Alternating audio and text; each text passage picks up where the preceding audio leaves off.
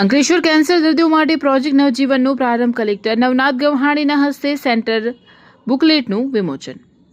Shrimati Jaban Modi multi speciality hospital તથા JB Modi cancer centre ખાતે project Navjivan અંતર્ગત માથા અને ગળાના કેન્સરના દર્દીઓ તથા સર્વાઇવર્સ માટેની સમુદાય પહેલનો પ્રારંભ કરાયો. આ પ્રસંગે ભરૂચ જિલ્લા કલેક્ટર નવનાથ ગવહાણી આઈએએસના હસ્તે કેન્સર સેન્ટર બુકલેટનું વિમોચન કરવામાં આવ્યું.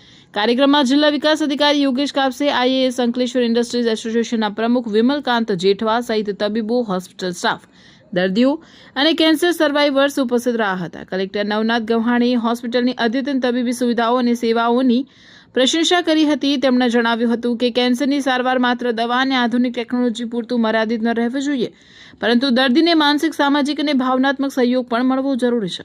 તેમણે ગ્રામ્ય વિસ્તારોમાં કેન્સર અંગે જાગૃતિ, વહેલી તપાસ અને સમયસર સારવારને વધુ મજબૂત બનાવવાની જરૂરિયાત પર ભાર મૂક્યો હતો.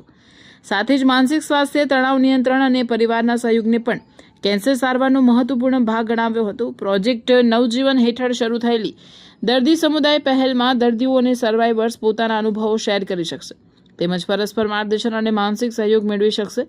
તમે એકલા નથીનો વિશ્વાસ આપવો આ પહેલનો મુખ્ય હેતુ છે. હોસ્પિટલ દ્વારા કેન્સર સારવાર અંગે જાગૃતિ, પુનર્વસન અને દર્દી સહાય ક્ષેત્રે કામગીરી વધુ મજબૂત બનાવવાનો સંકલ્પ વ્યક્ત કરવામાં આવ્યો હતો. અંતે ડેપ્યુટી સુપ્રિન્ટેન્ડન્ટ ડોક્ટર મયંક ચૌધરીએ આભાર વિધિ કરી હતી. આજે જેબી મોદી કેન્સર સેન્ટરમાં જે કમ્યુનિટી ફોર્મેશન જે કરવામાં આવેલ છે એ કાર્યક્રમમાં અમે ઉપસ્થિત હતા. આ કાર્યક્રમ જે છે એક હોલિસ્ટિક એપ્રોચથી અંકલેશ્વર, ભરૂચ અને દક્ષિણ ગુજરાતના જે કેન્સર પીડિત પેશન્ટો છે એની કઈ તરીકે આપણે સેવા આપી શકીએ એનું એક પગલું હતું. અને ફક્ત ટ્રીટમેન્ટ અને રેડિયેશન્સ એનાથી જ કેન્સર પેશન્ટનું આપણે કરીએ એનાથી આગળ જઈને એને કઈ તરીકે આપણે એક પ્રેમ અને અફેક્શનની ભાવના સાથે એક સાથે જોડાઈ શકે, સંસ્થા સાથે જોડાઈ શકે, એના માટે એક બહુ સરસ એક અભિગમ હતો.